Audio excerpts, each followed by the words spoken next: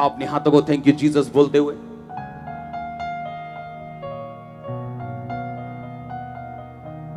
उठाओ अपने हाथों को।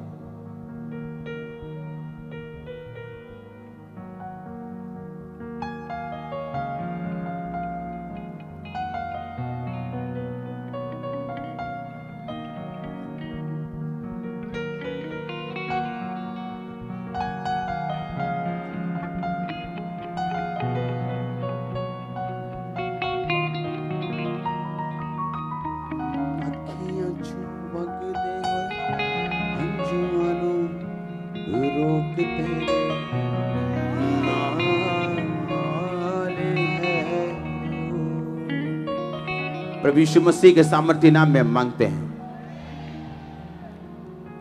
मैं चाहता हूं आप इसी तरह खड़े रहें और अपनी स्क्रीन की ओर देखें। मैंने अपनी आज वाइफ को बोला कि आज तू अपनी गवाही दे लोगों को कि तेरी टेस्टिमनी क्या है। आमीन।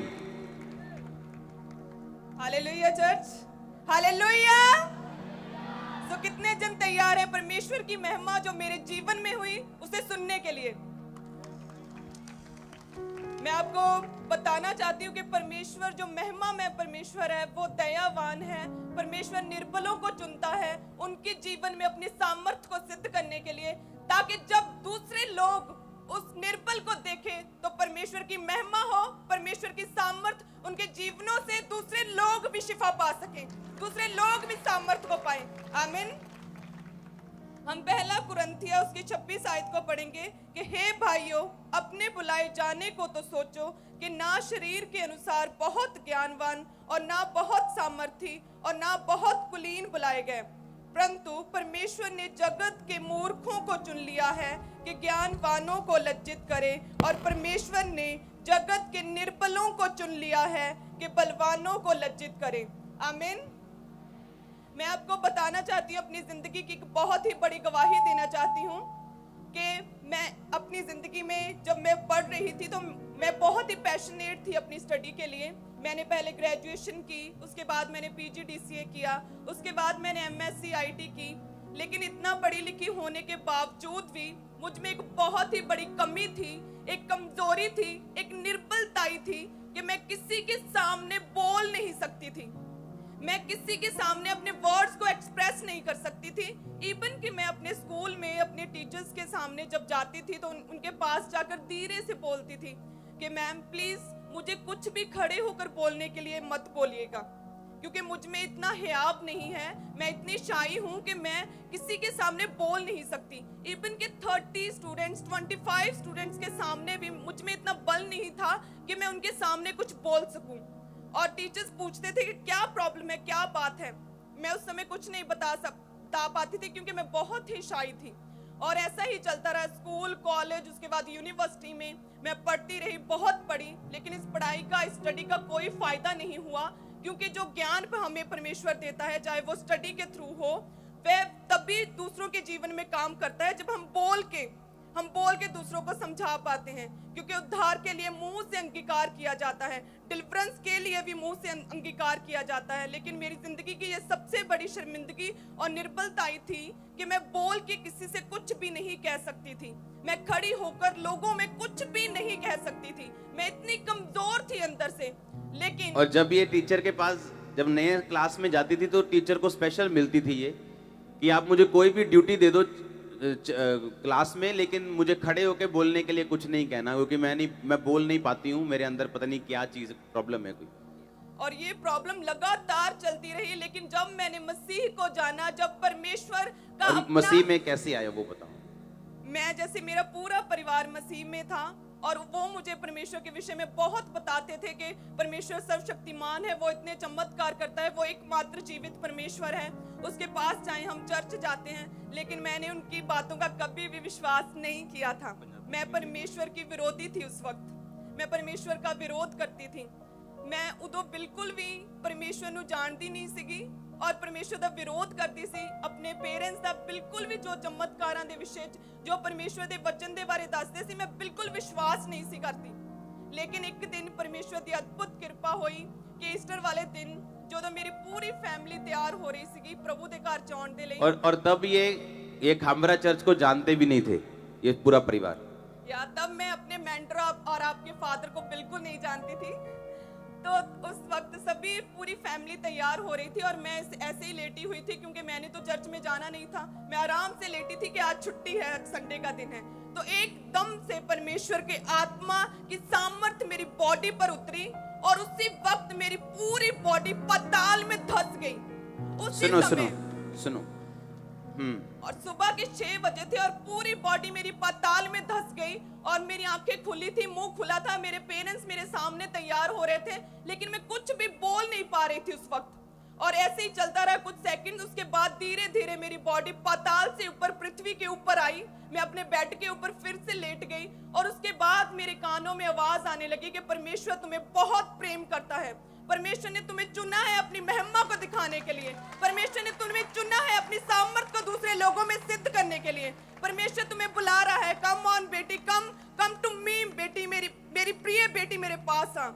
ऐसी आवाजें मेरे कानों में आने लगी और मैं सरप्राइज्ड और शॉक्ड थी। और जैसे ही मैं नॉर्मल हुई, कानों से आवाजें बंद हुई, उसी वक्त मैंने अपने पेरेंट्स को बताया। और वो ईस्टर का दिन था जब मैं पहली बार परमेश्वर की हुजूरी में, परमेश्वर की प्रेजेंस में और परमेश्वर के घर में गई थी। पहली बार चर्च जब गई थी, ईस्टर वाले दिन गई। वो ईस्टर का दिन था और उस दिन के बाद मेरी लाइफ ट्रांसफॉर्म हो गई, टोटल लाइफ चेंज हो गई। जब मैंने मसीह को जाना तो मेरी जिंदगी की सबसे बड़ी कमजोरी, सबसे बड़ी निर्बलताएं, जो मैं अपनी जिंदगी की सबसे बड़ी शर्मिंदगी समझती हूँ कि इतना पढ़ने लिखने के बावजूद भी मैं किसी से बात नहीं कर सकती थी, वो कमजोरी मेरी जिंदगी से दूर हो गई। आज ना केवल इस चर्च के लोग, गुरदासपुर ब्रांच के लोग, ऑनलाइन चर्चों में, बल्कि ऑनलाइन लाखों लोग आज मुझे सुन पा रहे हैं। हालेलुया। उसी तरह से जिस तरह परमेश्वर ने अपने महिमा में, परमेश्वर है अपनी महिमा के धन में से परमेश्वर ने मुझे ये दान दिया कि अपनी आत्मा से भरकर परमेश्वर ने मेरी इनर प्रॉब्लम्स को, मेरी इनर बॉडी में अपनी स्ट्रेंथ को मेरे जीवन में डालकर मुझे अपना बल दिया है।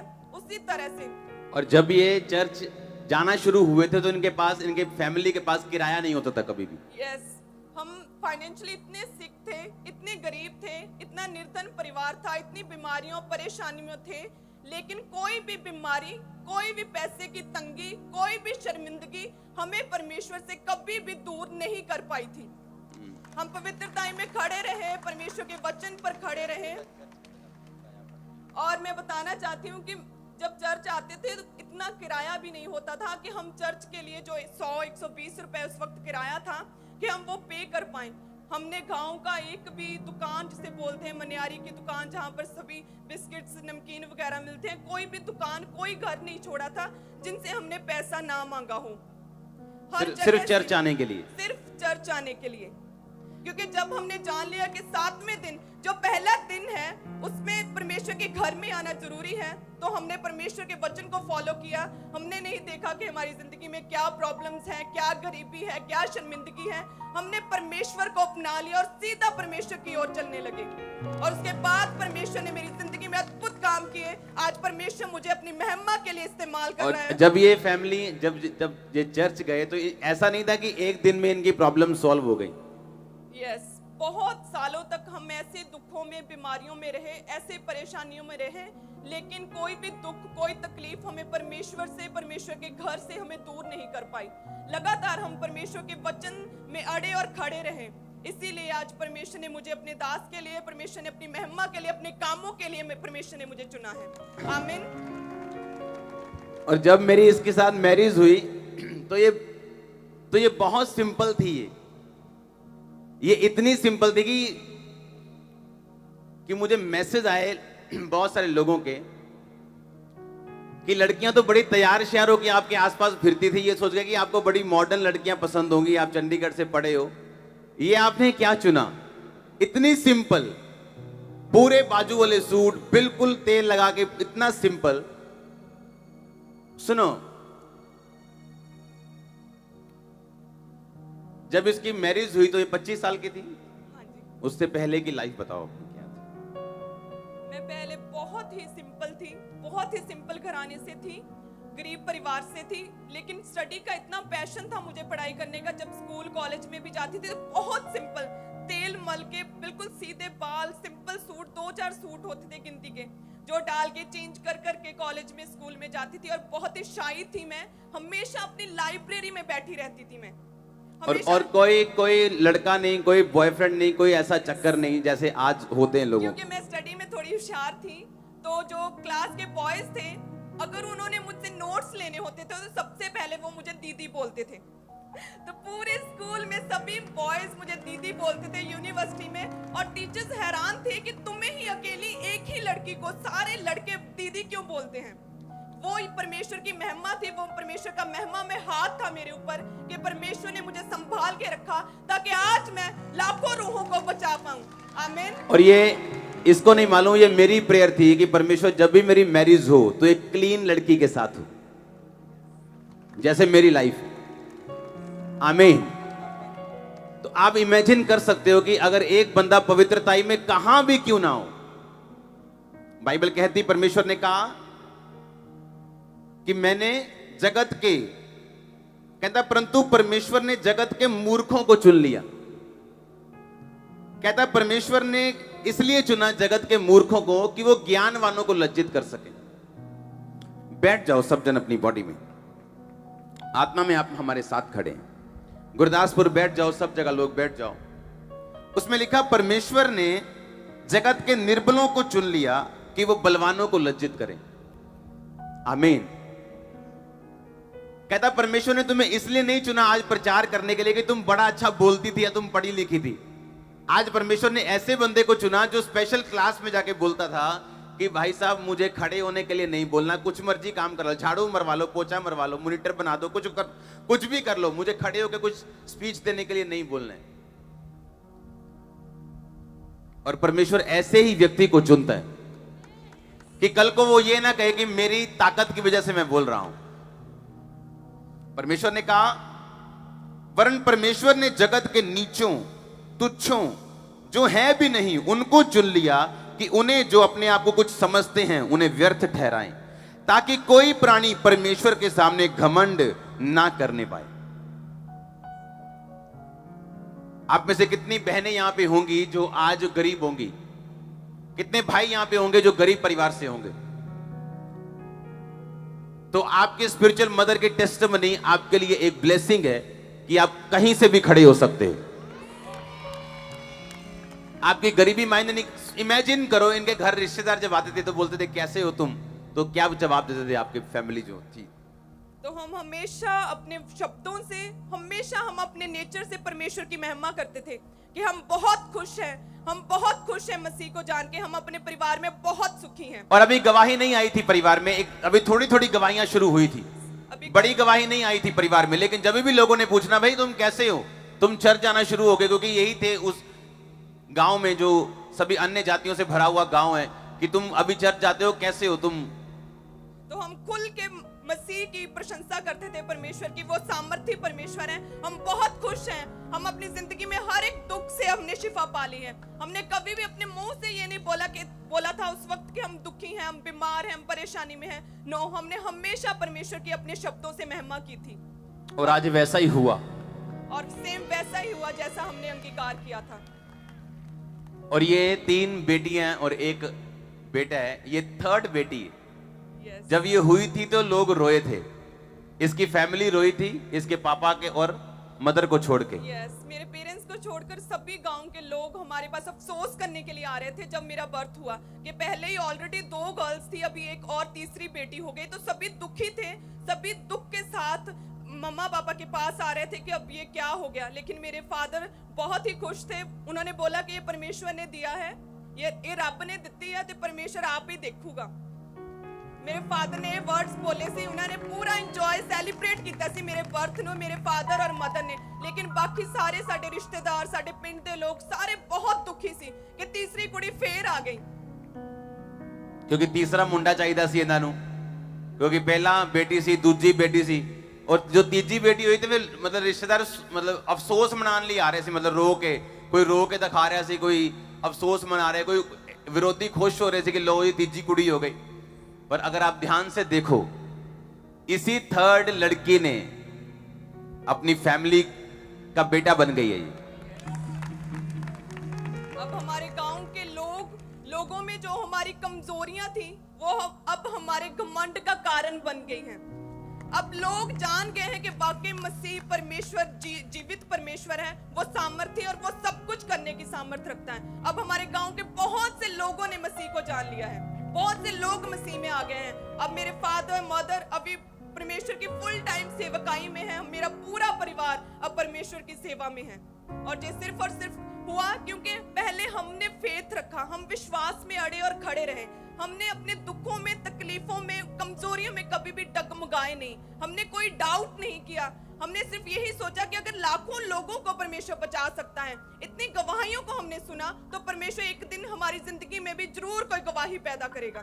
हम विश्वास में अड़े और खड़े रहे, कोई किराया ना होने के बावजूद भी हर संडे पैसे मांग मांग कर हम मसीह के घर में परमेश्वर की प्रेजेंस में आते रहे, पवित्रताई में रहे, परमेश्वर के वचन पर चलते रहे। और परमेश्वर ने एक दिन अपनी दया की निगाह मुझ पर की और परमेश्वर ने अपने कामों के लिए मुझे चुना। आमीन। जोर से बोलो हालेलुया। हालेलुया। तारीफ करो इस सरमन के लिए, आज इस प्रचार के लिए जोर से। आमीन। थैंक यू जीसस बोल दो ऊंची आवाज में, जोर से जोर से जोर से ऊंची आवाज में अपने हाथों को उठा के थैंक यू जीसस मीठा करो, इस ऊंचा करो।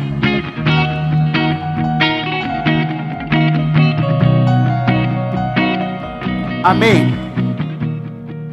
आप तैयार हैं परमेश्वर की महिमा के लिए? आप जानते हैं वो कैसे अपनी महिमा को लेता है? हाँ, कहता है जगत के मूर्खों को चुन लिया समझदारों को लज्जित करने के लिए। आपके मोहल्ले नगरों के बड़े लोग जो अपने आप को समझदार और बुद्धिमान समझते हैं और समझते हैं ये इन्नू की पता चर्च चला गया, धर्म बदल लिया। परमेश्वर कहता है मैंने तुझे चुना उन्हें शर्मिंदा करने के लिए,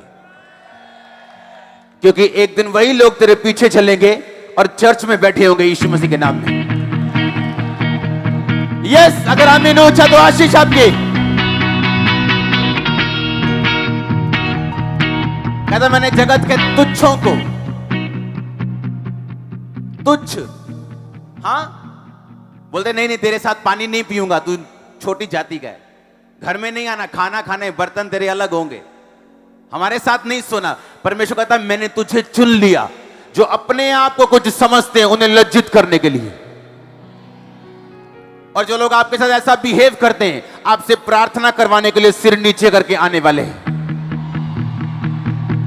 अगर खुदा का आत्मा आपके अंदर है तो, अगर आप पवित्रताई में है तो आओ आमीन ऊंचा आशीष ऊंची।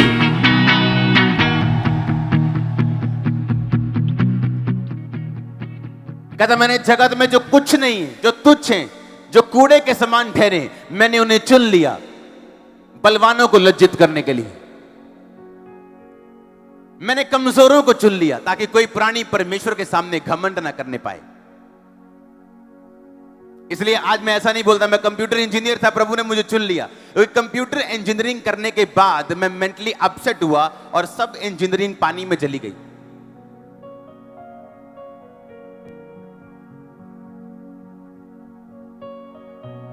और जब मैं मसीह में आया तो मेंटली अपसेट होके आया था और कोई नहीं जानता था कि मेंटली अपसेट वाला व्यक्ति एक दिन प्रीच कर पाएगा, हील कर पाएगा, यीशु मसीह के नाम में डिलीवर कर पाएगा। कहता ताकि कोई प्राणी परमेश्वर के सामने घमंड ना करने पाए। आमीन। अपने हाथों को उठाओ। ना तू सोच तेरे अपने हाथों को उठा के बोलो जिंदगी जियोण लई ना तू सोच तेरे फिर से जिंदगी जियोण लई ना तू सोच तेरे मेरा परमेश्वर। अपनी छाती पे हाथ रखे बोलो मेरा परमेश्वर, मेरा परमेश्वर, मेरा परमेश्वर, मेरा परमेश्वर, परमेश्वर।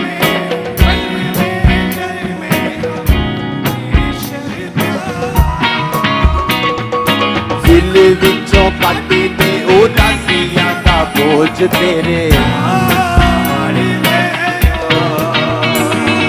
दिल विचों कट दे उदासियां दा बोझ तेरे नाल है। जोर से तारीफ करो, जोर से जोर से जोर से जोर से। आमीन।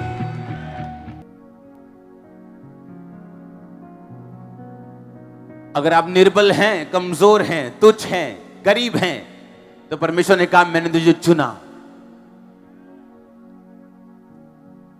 परमेश्वर कहता है इजरायली जाति को मैंने इसलिए चुना क्योंकि वो थोड़े थे, वो कमजोर थे, और पूरी दुनिया में बड़ी बड़ी जातियां थी। परमेश्वर ने कहा मैंने इजरायलियों को इसलिए चुना क्योंकि तुम थोड़े थे और कमजोर थे, ताकि मैं तुम्हें चुन के पूरी दुनिया में अपनी महिमा दिखाऊं। आज अमेरिका भी इजराइल के सामने बोलता नहीं, सुपर पावर कोई इजराइल के सामने बोलती नहीं, क्योंकि खुदा का देश है इजराइल देश। और मैं आपको बताना चाहता हूं इजराइल देश गोरों का देश नहीं, इजराइल एशिया में है। वो एशिया में, वो एशिया का देश है जहां गोरे नहीं रहते, जहां हम जैसे लोग रहते हैं, मीडियम, ना गोरे ना काले। आमीन। परमेश्वर ने कहा मैंने तुम्हें चुन लिया अपनी महिमा के लिए। परमेश्वर के चुनाव को सिद्ध करने के लिए आपको उसमें खड़े रहने की जरूरत है। अगर बीच में शरीर घुसेड़ोगे तो वो अपने चुनाव को सिद्ध नहीं कर पाएगा। बीच में पाप को घुसेड़ोगे तो वो अपने चुनाव को सिद्ध नहीं कर पाएगा। परमेश्वर ने कहा अपने चुने जाने को सोचो कि तुम्हारा चुनाव हो गया, इसलिए अपने चुनाव को सिद्ध करो और परमेश्वर की भली इच्छा, सिद्ध इच्छा अनुभव से मालूम करते रहो। अपने शरीरों को और शरीर के अंगों को धर्म के हथियार होने के लिए सौंप दो। अपने शरीर को वैश्या के अंग मत बनाओ व्यभिचार करके, अपने शरीर को अधर्म के हथियार मत बनाओ। परमेश्वर ने कहा अपने शरीर को सौंप दो ताकि वो अपने चुनाव को सिद्ध कर सके, क्योंकि परमेश्वर ने किसी काम के लिए, किसी सोच के लिए, किसी बुलाहट, किसी बड़ी योजना के तहत आपका चुनाव किया। और ये चुनाव शारीरिक नहीं, ये चुनाव इत्तेफाक का नहीं। आप यहां इत्तेफाक से आज नहीं आए हो, खुदा का आत्मा आपको लेके आया, यहां पे उसके दूत लेके आए। आमीन। जितना ऊंचा ब्लेसिंग उतनी ऊंची चर्च। धार्मिकता के लिए मन से विश्वास किया जाता है और उद्धार के लिए मुंह से अंगीकार। आप जानते हैं मुंह और तलवार एक ही शब्द है बाइबल में। परमेश्वर ने कहा मेरा वचन दो धारी क्या है? धार का मतलब और मुंह का मतलब एक ही है बाइबल में। धार का मतलब है स्टोमा ग्रीक भाषा में, और मुंह का मतलब भी है स्टोमा। कहता मेरा वचन दो धारी तलवार है, यानी आपके मुंह से जो शब्द निकलते हैं वो एक धार की तरह होंगे।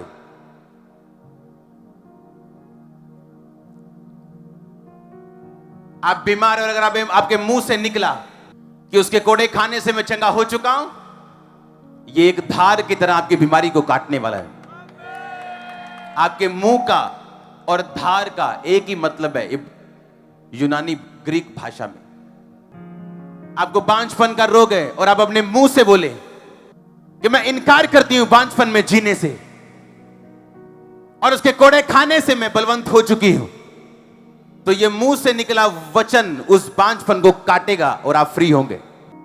परमेश्वर ने कहा मैंने तुम्हें चुना, तू निर्बल था, कमजोर था, गरीब था, छोटा था। मैंने तुम्हें चुना बड़ों को लज्जित करने के लिए, उनको शर्मिंदा करने के लिए जो अपने आप को कुछ समझते हैं। पर कहता अपने चुनाव को अब सिद्ध कर। मैंने तुम्हें चुन तो लिया, पर उस चुने जाने को अब सिद्ध कर और परमेश्वर में अड़ा रहे और परमेश्वर में खड़ा रहे, और उद्धार का काम तू खड़े खड़े होकर देख जो परमेश्वर तेरे लिए करेगा। आमीन। धार्मिकता के लिए मन से विश्वास और उद्धार के लिए मुंह से अंगीकार की। कोई मायने नहीं करता आपके सिम्टम्स क्या है, लक्षण क्या है, शैतान आपको क्या दिखा रहे हैं, बीमारी आपको क्या दिखा रही, रिपोर्ट क्या दिखा रही है, आपको मुंह से बोलना है मैं इनकार करता हूं बीमार रहने के लिए, मैं इनकार करता हूं इस बीमारी का, और मैं इनकार करता हूं क्योंकि उसके कोड़े खाने से मैं चंगा हो चुका हूं। आपको लगातार बोलना है। और अब बाइबल कहती उद्धार के लिए मुंह से अंगीकार करना क्या है, जरूरी है। और उद्धार का मतलब मैंने आपको समझाया था, क्या है उद्धार का मतलब? साल्वेशन, मुक्ति, चंगाई, डिलीवरेंस, रेस्क्यू, बचाना, वेलफेयर, ये उद्धार का मतलब है जो बहुत बड़ा है। नेशनल उद्धार, शारीरिक उद्धार, मानसिक उद्धार, फाइनेंशियल उद्धार, शरीर का उद्धार, आत्मा का उद्धार। लेकिन अगर तुझे चाहिए तो अपने मुंह से अंगीकार करना जरूरी है। आमीन। आपको चुना गया, हां कि ना? आप जानते हैं आप चुने गए हैं। आप जानते हैं हर व्यक्ति हर अलग अलग कामों के लिए चुना गया। हर व्यक्ति की लाइफ में अलग अलग योजना है परमेश्वर की, हां या ना? तो अपने चुनाव को सिद्ध करने के लिए आपको परमेश्वर में खड़े रहने की जरूरत है। आप अगले लेवल पे जाना चाहते हैं? दूध और शहद की नदियों में जहां बहती वहां पहुंचाऊंगा। कहा था कि नहीं कहा था? कहा था? दूध एनिमल का फाइनल प्रोडक्ट है। मतलब एक एनिमल से जो फाइनल आप चीज लेते हो काम की, वो क्या है? दूध। एक मक्खी से शहद की जो फाइनल आप चीज लेते हो, वो क्या है? शहद। परमेश्वर ने कहा मैं तुझे एक ऐसे देश में पहुंचाऊंगा जहां पे तू फाइनल प्रोडक्ट को खाने पाएगा। कईयों के जानवर हैं पर दूध नहीं है, मक्खियां हैं पर शहद नहीं। हां, परमेश्वर ने क्या कहा? परमेश्वर ने कहा मैं तुझे तेरे फाइनल, जहां पे तू फाइनल प्रोडक्ट्स को लेने पाएगा, मैं तुम्हें वहां पहुंचाऊंगा। यानी तेरा देश, तेरा घर, तेरा फाइनेंस, तेरी सेहत, आत्मिक जिंदगी, तेरे बच्चे, तेरी जॉब तुझे फल देने वाली होगी। तू फाइनल प्रोडक्ट को लेने पाएगा यीशु मसीह के नाम में।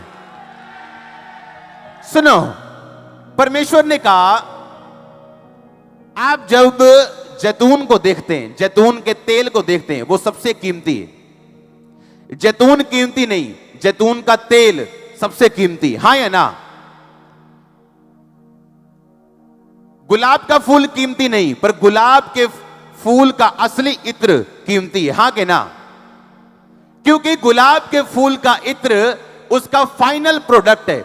और उसी तरह से जैतून के बीज से तेल जो निकालते हैं वो उसका फाइनल प्रोडक्ट है। हां कि ना?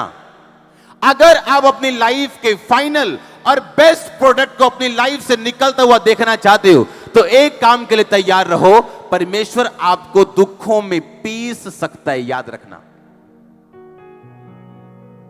क्योंकि जब तक आप पिसेंगे नहीं तब तक आप में से फाइनल बेस्ट प्रोडक्ट नहीं निकलेगा। और खुदा कहता, उसने ये नहीं कहा मैं तुझे गायों, बकरियों, बैलों से भरा हुआ देश दूंगा और मधुमक्खियों से भरा हुआ देश दूंगा। Because my God never care, वो कभी केयर नहीं करता, वो कभी केयर नहीं करता जब तक आप फाइनल तक ना पहुंचे, आप बेस्ट तक ना पहुंचे। मेरा परमेश्वर जब भी आपको देखता है या आपकी ब्लेसिंग्स को देखता है, वो आपको बेस्ट और फाइनल में लेके जाना चाहते हैं। जब मैचेस चलते हैं आप परवाह नहीं करते, बोलते यार डेली लगते, फाइनल देखांगे। हां, फाइनल देखांगे। परमेश्वर ने कहा मैं तुम्हें दूध और शहद की नदियों का देश दूंगा, तुझे फाइनल आउटकम में लेके जाऊंगा, जहां बेस्ट तेरे लिए रेडी होगा, मैं तुम्हें वो दूंगा। और परमेश्वर ने कहा कि अगर तू ऐसा चाहता है फाइनल में जाना तो तुझे क्रश किया जाएगा। पर आज लोग क्रश होना नहीं चाहते हैं, यीशु मसीह के लिए दुखी रहना नहीं चाहते हैं।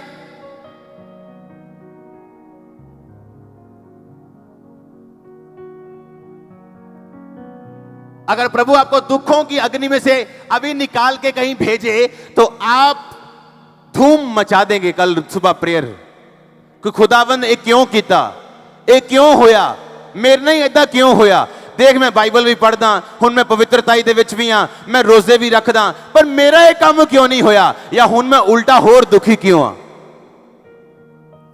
या तो फ्लावर को सूंघ लो और खुश हो जाओ और 1 सेकंड की आशीष पालो, तो या तो उसका इत्र निकाल के कपड़ों पे लगाओ और सारा दिन महकते रहो। आप क्या चाहते हो? परमेश्वर ने मुझे बताया जो लोग अगले लेवल पे जाने के इच्छुक हैं, उन्हें दुखों में रह के परख के लिए तैयार रहना चाहिए।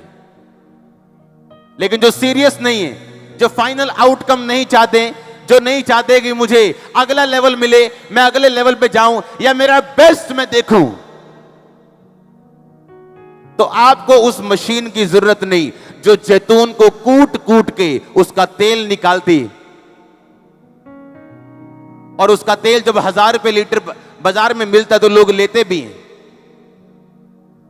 आपका बेस्ट परमेश्वर नहीं निकाल सकता अगर आप दुखों में उसके साथ खड़े नहीं रहेंगे तो। इमेजिन करो, क्या परमेश्वर मुझे ऐसी लड़की से शादी करने देता जो दुखों में अपने घर बैठी होती, कुड़कुड़ा रही होती परमेश्वर के साथ? नो। आप दुखों में फेथफुल हैं, यह दर्शाता है कि आप जब गवाही आएगी तभी भी आप फेथफुल रहेंगे, ज्यादा मिलेगा तो भी आप फेथफुल रहेंगे। परमेश्वर ने कहा जब तुम नाना प्रकार की परीक्षाओं में पढ़ो तो रो, ऐसा लिखा। पिट्टो लिखा ऐसा, जोर जोर ना वाजा मारो, ऐसा लिखा। क्या लिखा? कहता जब तू नाना प्रकार की परीक्षाओं में पढ़े तो इसको पूरे आनंद की बात समझना,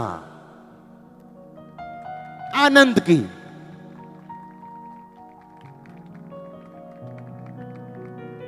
परीक्षा कहना और परीक्षा से निकलना, ओ जमीन आसमान का फर्क है। और जब आप एक्सपेक्ट कर रहे हो कि अब मैं पवित्रता में पूरा हो गया हूं, अच्छा अब मैंने ये चीज पूरी कर ली, अब कोई टेस्टमनी आने वाली, और आप और नीचे चले जाएं और आप सोचे क्या यीशु मसीह जीवित परमेश्वर है? क्या उसका वचन सही है? हम आगे जाएं ना जाएं, उसका वचन छोड़ेंगे नहीं, पवित्रता छोड़ेंगे नहीं, तारीफ करनी छोड़ेंगे नहीं। मैंने कहा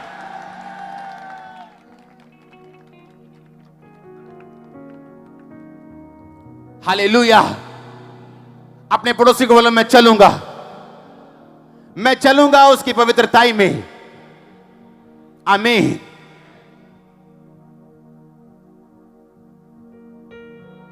परमेश्वर ने कहा अगले लेवल पे जाने के लिए तुम्हें क्रशिंग से होकर निकलना पड़ता है, तुम्हें क्रश किया जाता है। अगर तेल निकालना है तो, अगर फूलों में से तुम्हें इत्र निकालना है तो उसको मसला जाता है, और हजारों फूल गुलाब के एक बूंद इत्र पैदा करते हैं सिर्फ। पर आज लिखा, आज अगर कलीसिया में परीक्षा आए, लोगों को परीक्षा आए, तो लिखा इसको दुखी होने की बात समझा जाता है, आनंद की नहीं। पर बाइबल कहती है मेरे प्रिय भाइयों, जब तुम नाना प्रकार की परीक्षाओं में पढ़ो तो इसको पूरे आनंद की बात समझो। तुम्हारे परखे जाने से धीरज उत्पन्न होता है, धीरज को अपना पूरा काम करने दो ताकि तुम सिद्ध और स्थिर हो जाओ और तुम में किसी भी बात की कमी ना रहे। हालेलुया। जब ये चर्च मैंने शुरू की थी 2007 में, 2004 में प्रभु में आया, 7 में चर्च शुरू की। आप जानते तब क्या हुआ? मसीह में आने के कारण मेरी फैमिली पहले से मेरे खिलाफ थी। दोस्त मुझे छोड़ने पड़े क्योंकि सबके साथ में शराब पीता था।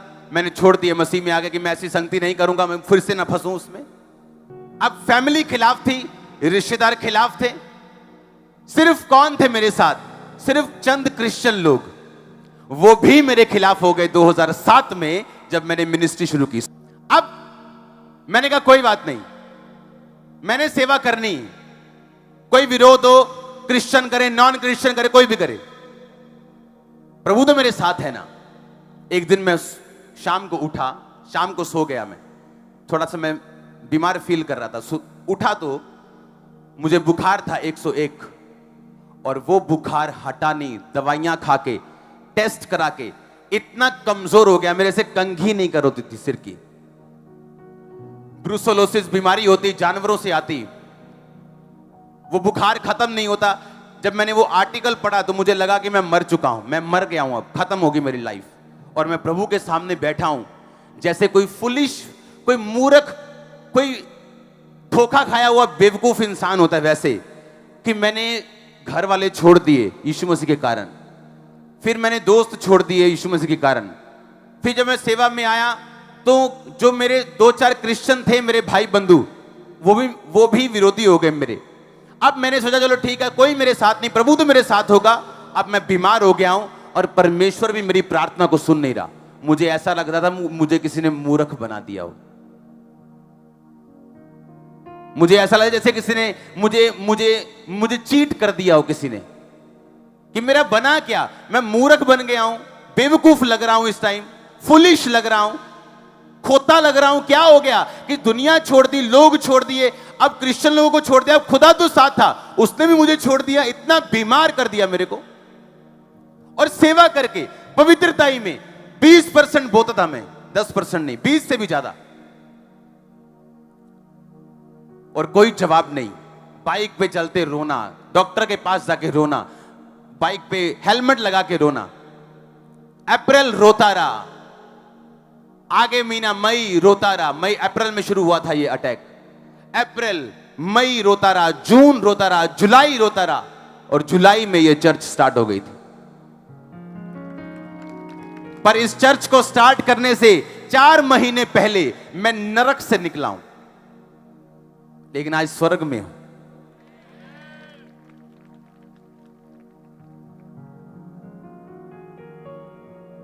और मेरी पहली बड़ी मीटिंग में हनेरी आ गई थी और लोग बोलते देखिया अदा पहला क्या ही शैतान वालों चर्च आ गई ना नेरी, चाकते तंबू। मैंने कहा चिंता मत करो, सत्य प्रताड़ित किया जा सकता है, उसको हराया नहीं जा सकता, उसकी खिलाफत की जा सकती, उसको बढ़ने से रोका नहीं जा सकता। आमीन। इस चर्च को जहां बैठ के मजा लेते हो हर संडे खुदा की हीलिंग का, इसको शुरू करने से पहले जो मैं निकला हूं वो मैं जानता हूं, और सेवा करते हुए बीमार रहा हूं। और एक टाइम आया, बिना दवाई के, बिना टेस्ट के, बिना मेरी प्रेयर के वो चीज मुझे छोड़ के जा चुकी थी। मैं अपनी वाइफ को हंसता हूं, मैंने कहा सेम ग्रेस रिसीव करनी फेसबुक पे। आमीन। ये ग्रेस ले सकते हो, मुझसे बड़ी ले सकते हो, पर क्या तुम चलने के लिए तैयार हो दुखों की भट्टियों में से? मैं नहीं कहता तुम मुझसे बड़े काम कर सकते हो और करोगे। बाप चाहता उसके बच्चे उससे बड़े करें, आप करो यीशु मसीह के नाम में मुझसे बड़े काम। पर क्या आप तैयार हो इनसे निकलने के लिए? आपके पास कोई नहीं होगा और खुदा भी आपकी बात नहीं सुनेगा, तब मुझे बताना चाहिए कि नहीं। ऐसे शुरू हुआ ये चर्च। तो जब तुम नाना प्रकार की परीक्षाओं में पढ़ो तो इसको आनंद की बात समझो। उधर शैतान ने अपना बेस्ट थप्पड़ लगाना मेरे को, और मैंने ढेरी हो जाना सोमवार मंगलवार। जब वीरवार आना प्रार्थना का दिन, मैंने तैयार होकर बेस्ट थप्पड़ लगाना शैतान को, आजा भाई तू सोमवार लगाएगा, मंगलवार लगाएगा, बुधवार लगाएगा, मैं तेरे को वीरवार ऐसा मारूंगा तेरे रख के। शैतान कभी बेचारों से डरता नहीं, बेचारों की कोई कद्र नहीं उसके पास। वो आपके एक मारे, तैयार करके मारो 10 उसके यीशु मसीह के नाम में। वो आपके बच्चे के ऊपर मारे, रखो रोजे 7 और भगाओ उसको यीशु मसीह के नाम में। और 10 बीमारों के नाम लिख लो, आपके एक मेंबर को वो बीमार करे, 10 बीमारों के नाम लेके मारो शैतान को जूते, 11 से जाएगा वो। हालेलुया। मैं जानता हूं परमेश्वर ने किस तरीके से मुझे दाऊद कहता जब मैं शेर के सामने था खुदा ने मुझे बचाया, मैंने शेर को मार दिया। मैं भालू के सामने था, खुदा ने मुझे बचाया, मैंने भालू को मार दिया। अब इस गोलियत को भी मैं मार दूंगा। परमेश्वर आपको ग्रेटनेस में कैसे लेके जाएगा अगर आपने शेर भालू नहीं मारे तो? जब शेर भालू सामने आते हैं तो वो मौत होती जो सामने आती। आपको लगता ले भी मैं तो खुदा दियां वड्डियां वड्डियां गल्लां करने लगे, चर्च शुरू करने लगा ही मैं तो मर चला, मैं तो फिनिश हो गया हूं, क्या करूंगा अभी? जब आप फिनिश हो जाते हैं अपने दिल में, खुदा कहता तेरी काउंटिंग अभी स्टार्ट हुई, मैंने तो अभी शुरू भी नहीं किया। खामरा चर्च तो अभी शुरू हुई है, ये बड़ी थोड़ी है अभी, ये तो शुरू हुई है। सोचो अभी शुरू हुई है, अभी हम प्रैक्टिस कर रहे हैं चर्च के, चर्च थोड़ी कर रहे हैं अभी प्रैक्टिस चल रही है। सोचो अगर प्रैक्टिस 1 लाख लोगों में, तो असली वाला शो कितने लोगों में होगा? हमें। और परमेश्वर मुझे दिखा रहा था सिर्फ गुरदासपुर चर्च नहीं, ये चर्च ब्रांचेस फ्लड की तरह आने वाली, ये बाढ़ की तरह आने वाली। आप इमेजिन करो, चर्च का पहला संडे है गुरदासपुर और लोग तंबुओं में बैठे हैं, और यहां भी फुल है, सेक्शंस, ओवरफ्लोज।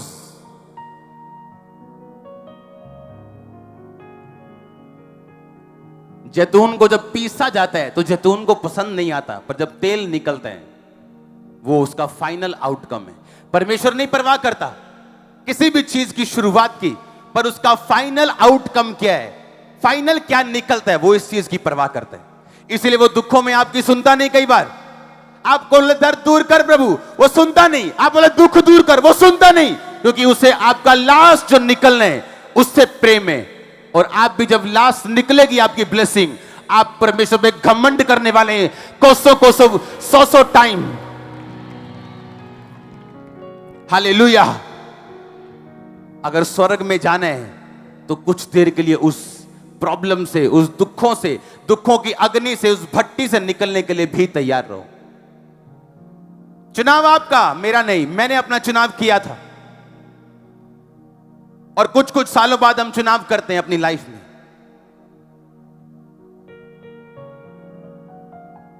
आज तो एक वीजा ना लगे, बोलते हैं हम चर्च नहीं जाएंगे, वीजा नहीं लगा, तो परमेश्वर तुम्हें मिस नहीं करेगा। उसने कुछ करना नहीं है तुम्हारे लिए, कहता मैं कर चुका हूं, इट इज फिनिश्ड, सब पूरा हुआ। आज थोड़ा सा दुख आए कलीसिया को, तो देखने वाले होते हैं उनकी शक्लें।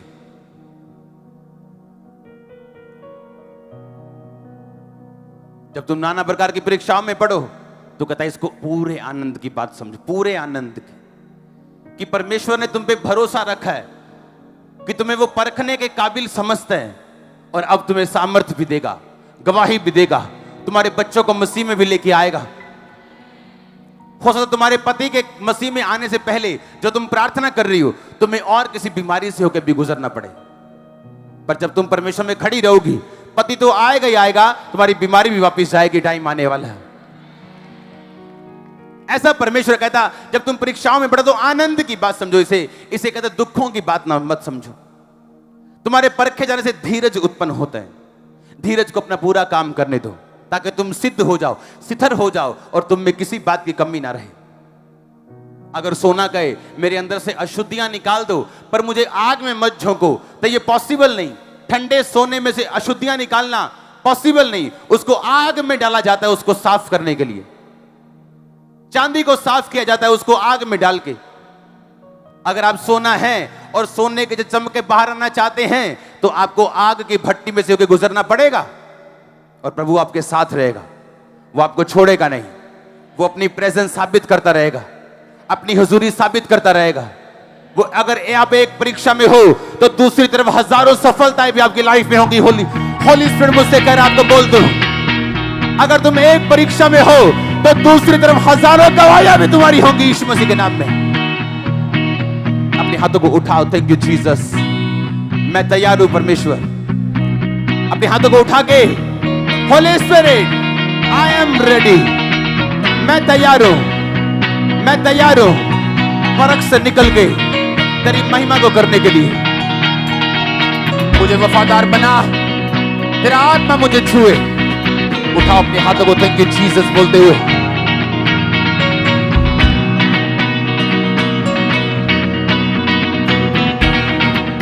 प्रभु यीशु मसीह के सामर्थी नाम में हम मांगते हैं।